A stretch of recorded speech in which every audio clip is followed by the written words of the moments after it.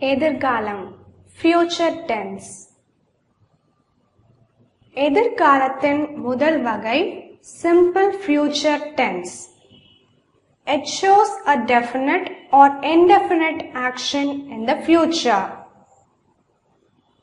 அதாவது எதிர்காலத்தில் நிச்சயமாக அல்லது நிச்சயம் இல்லாத ஒரு செயல் நடக்கப் போவதை குறிப்பது simple future tense.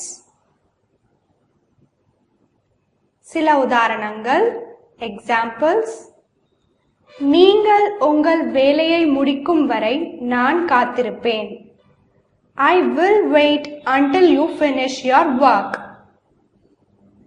இந்த வாக்கியத்தில் காத்திருப்பேன் அதாவது will wait என்பது எதிர்காலத்தில் நடக்கும் செயலை குறிக்கின்றது. எனவே இந்த வாக்கியத்தில் will wait என்பது simple future tense. பறவைகள் கூடுகளை கட்டும். Birds will build nest. இந்த வாக்கியத்தில் will build அதாவது கட்டும் என்ற சொல் எதிர்காலத்தை குறிக்கின்றது.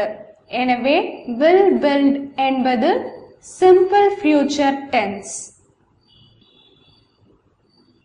நாம் பாடலாமா? Shall we sing?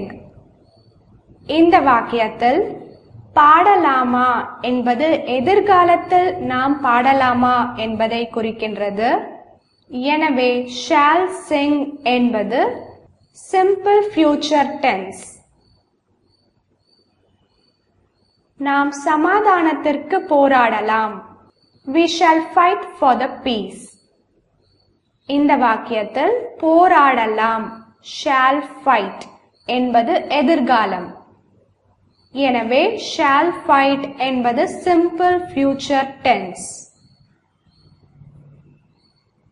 அடுத்த வகையான future tense அதாவது எதிர்காலம் future continuous tense. It shows that something will be happening at a point of future time. அதாவது எதிர்காலத்தில் நடக்க போகும் ஒரு செயலை குறிப்பது future continuous tense. உதாரணங்கள்: நாளை நாம் ஒரு திரைப்படம் பார்த்து கொண்டிருப்போம். We will be watching a movie tomorrow. இந்த வாக்கியத்தில் பார்த்து கொண்டிருப்போம் will be watching என்பது எதிர்காலம்.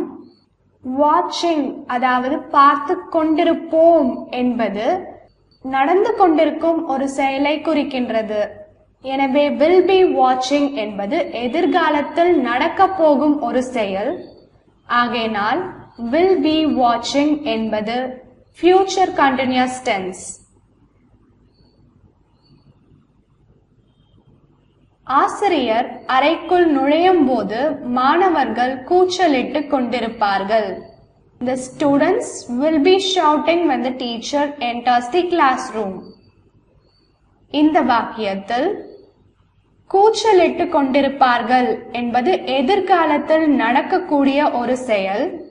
shouting அதாவது கொண்டிருப்பார்கள் என்பது நடந்து கொண்டிருக்கும்.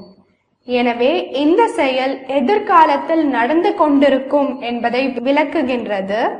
ஆகையினால் will be shouting என்பது future continuous tense. நான் அருணை நாளை பார்ப்பேன்.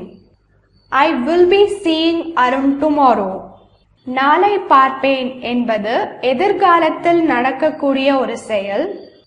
seeing பார்ப்பேன் என்பது நடக்கின்ற ஒரு செயல். எனவே நாளை நடக்க போகும் ஒரு செயலை உணர்த்துகின்றது. ஆகையினால் will be seeing என்பது future continuous tense.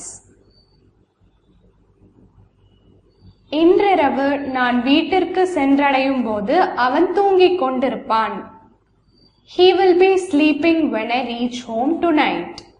தூங்கிக் கொண்டிருப்பான் என்பது எதிர்காலத்தில் நடக்கக்கூடிய ஒரு செயல்.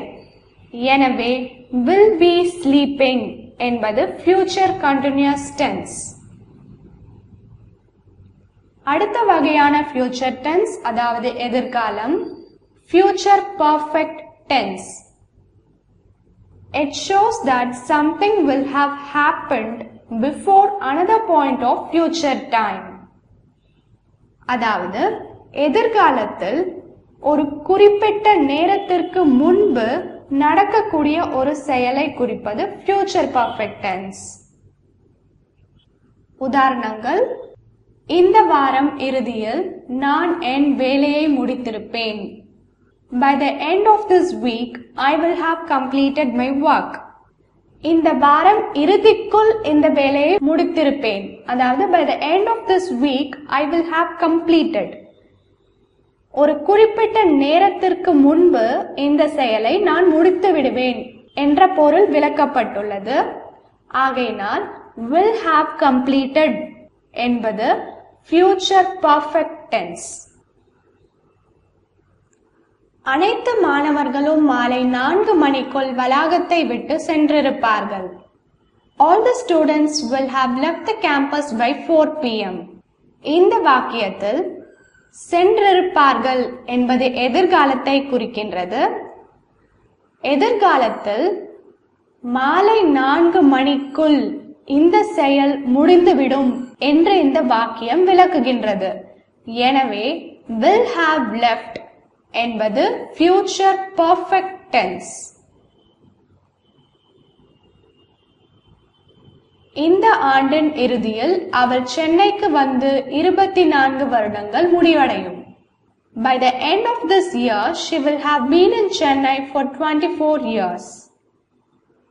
இந்த ஆண்டின் இறுதியில் 24 வருடங்கள் முடிவடையும் என்ற பொருள் விளக்கப்பட்டுள்ளது. எனவே ஆண்டின் இறுதியில் என்பது எதிர்காலத்தில் ஒரு குறிப்பிட்ட காலகட்டத்தை குறிப்பிடுகிறது. இந்த காலகட்டத்திற்குள் ஒரு செயல் முடிவடைவதை இந்த வாக்கியம் விளக்குகிறது. எனவே will have been என்பது future perfect tense. அனைத்து அறைகளும் காலை 9 மணிக்குள் திறக்கப்பட்டு இருக்கும். All the rooms will have been opened by 9 a.m. in the morning. இந்த வாக்கியத்தில் காலை 9 மணிக்குள் என்பது எதிர்காலத்தை குறிக்கின்றது. இந்த காலகட்டத்திற்குள் அறைகள் திறக்கப்பட்டு இருக்கும் என்றால் எதிர்காலத்தில் இந்த காலகட்டத்திற்குள் இந்த செயல் முடிவடைந்திருக்கும் என்று பொருள்படுகிறது. எனவே will have been opened என்பது future perfect tense. அடுத்த வகையான future tense அதாவது எதிர்காலம் future perfect continuous tense. It shows that something begins to happen in the past or future and will be in progress at a given point of time in the future. அதாவது இறந்த காலத்திலோ அல்லது எதிர்காலத்திலோ தொடங்கும் ஒரு செயல் எதிர்காலத்தில் ஒரு குறிப்பிட்ட நேரம் வரை நடக்கப் போவதை குறிப்பது future perfect continuous tense. உதாரணங்கள் இந்த வார இறுதியில் அவர் 2 ஆண்டுகளாக இந்த பணியில் வேலை செய்து கொண்டிருப்பார். By the end of this week, he will have been working on the job for 2 years. இந்த வாக்கியத்தின் பொருள் அவர் பணியை 2 வருடங்களுக்கு முன்பே தொடங்கியுள்ளார். அதாவது இறந்த காலம். இந்த பணி நிகழ்காலத்திலும் தொடர்ந்து கொண்டிருக்கிறது. மேலும் இந்த வார இறுதியில் முடிவடையும். அதாவது எதிர்காலத்தில் முடிவடைய போகின்றது. எனவே இந்த வாக்கியத்தில் will have been working என்பது future perfect continuous tense.